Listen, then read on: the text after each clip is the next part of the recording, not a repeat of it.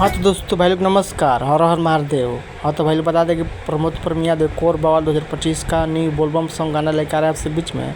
उस गाना का फाइनली पोस्टर आ गया है आप लोग के बीच में। इसी वीडियो में इसी गाना की जानकारी दोस्तों बीच में किस चैनल पर कब बोलबम आपसे बीच में सुनने देखने को मिले किस चैनल पर। इस वीडियो में बना रहिएगा। जो चैनल सब्सक्राइब नहीं तो प्लीज़ चैनल सब्सक्राइब कर लीजिए।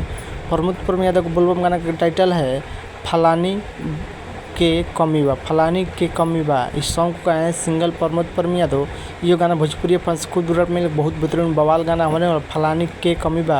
इस गीत का बात करें तो गीत को लिखे हैं अस्तिश तिवारी और म्यूजिक दिया अभिषेक तिवारी ने। जी बहुत ज़बरदस्त है। आप लोग बीच में फुल लॉन्च है कल सुबह 28 तारीख का सुबह 6:30 पर फुल लॉन्च किया जाएगा सुंदरी म्यूजिक यूट्यूब चैनल पर। आप लोग कल बार गाना सुने बवाल ज़बरदस्त न्यू बोलबम गाना हो। थोड़ा बहुत वीडियो में लगाए टीजर सुने होंगे। वीडियो को दबा के शेयर कीजिए। कल तैयार लेगा आपसे बीच में फलानी के कमी बा। आप लोग फुल वीडियो लॉन्च किया जाएगा सुंदरी म्यूजिक यूट्यूब चैनल पर। वीडियो को शेयर कीजिए, चैनल सब्सक्राइब कीजिए। मिलता है जय हिंद जय भोजपुरी सुनना। धन्यवाद।